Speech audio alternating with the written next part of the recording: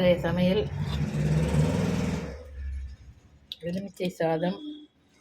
வெறும் மிளகு pepper powder மட்டும் போட்டு உப்பு மஞ்சத்தூள் போட்டு வறுக்கணும். இந்த மாதிரி வறுத்திங்கன்னா இந்த முட்டை வந்து ரொம்ப நல்லாயிருக்கும். அவிச்ச முட்டையை அவிச்சிட்டு ரெண்டு ரெண்டாக கட் பண்ணி வெறும் பெப்பர், சால்ட், மஞ்சத்தூள், மிளகுத்தூள், மஞ்சத்தூள், சால்ட் மட்டும் போட்டு கொஞ்சமாக எண்ணெய் ஊற்றி,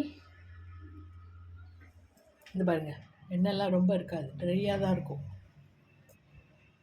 ஊற்றி சும்மா பரட்டி விட்டாலே போதும். ரொம்பலாம் வறுக்கணும், தீ வச்சு எல்லாம் பண்ணணும்னு கிடையாது.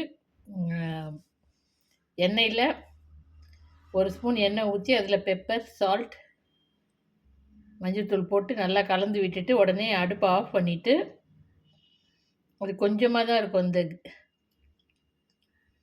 அந்த மிக்சிங்கு. அது நல்லா இந்த மாதிரி வடை சட்டி ஃபுல்லாக பரத்தி விட்டுருக்கணும். இந்த மாதிரி பரத்தி விட்டுட்டு அப்படியே முட்டையை கட் பண்ணி இப்படி கவுத்து போட்டுட்டு கொஞ்சம் நேரம் பொறுத்து இப்படி பரட்டி கிளறுனா இந்த மாதிரி முட்டை ரெடி ஆகிடும்.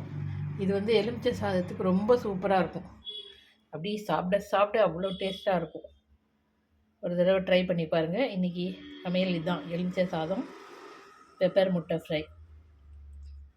மறக்காமல் சேனலை சப்ஸ்கிரைப் பண்ணிவிடுங்க. வணக்கம்.